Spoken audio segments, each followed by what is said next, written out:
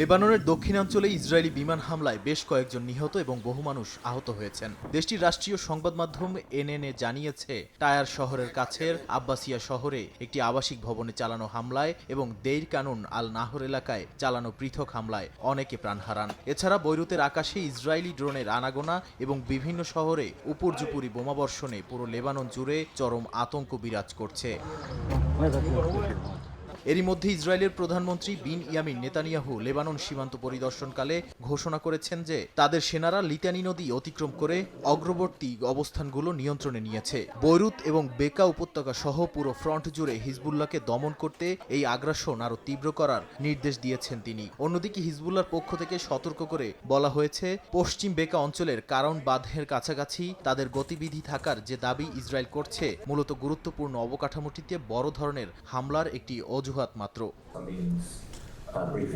জাতিসংঘের শিশু বিষয়ক সংস্থা ইউনিসেফ জানিয়েছে, লেবাননে ইসরায়েলি হামলায় গত এক সপ্তাহে প্রতিদিন বহু শিশু হতাহত হচ্ছে। লেবাননের স্বাস্থ্য মন্ত্রণালয়ের তথ্য অনুযায়ী বিমান হামলায় বিপুল সংখ্যক শিশু গুরুতর শারীরিক ক্ষতির শিকার হয়েছে। গত 2 মার্চ থেকে শুরু হওয়া এই সংঘাতের পর থেকে এ পর্যন্ত লেবাননে অনেক মানুষ নিহত হয়েছেন এবং বাস্তুচ্যুত হয়েছেন লাখ লাখ নাগরিক।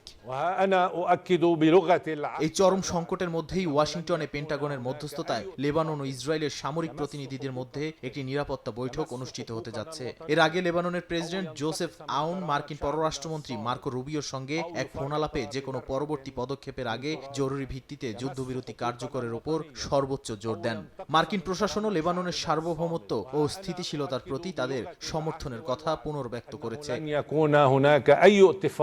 আন্তর্জাতিক মহলের যুদ্ধবিরতির আহ্বান এবং কূটনৈতিক প্রচেষ্টাকে বৃদ্ধাঙ্গুল দেখিয়ে লেবানন সীমান্তে ইসরায়েলের এই অগ্রযাত্রা এবং লিতানি নদী পেরিয়ে যাওয়ার ঘটনা মধ্যপ্রাচ্যকে এক দীর্ঘমেয়াদী ও ভয়াবহ মানবিক বিপর্যয়ের দিকে ঠেলে দিচ্ছে বলে মনে করেন বিশ্লেষকরা।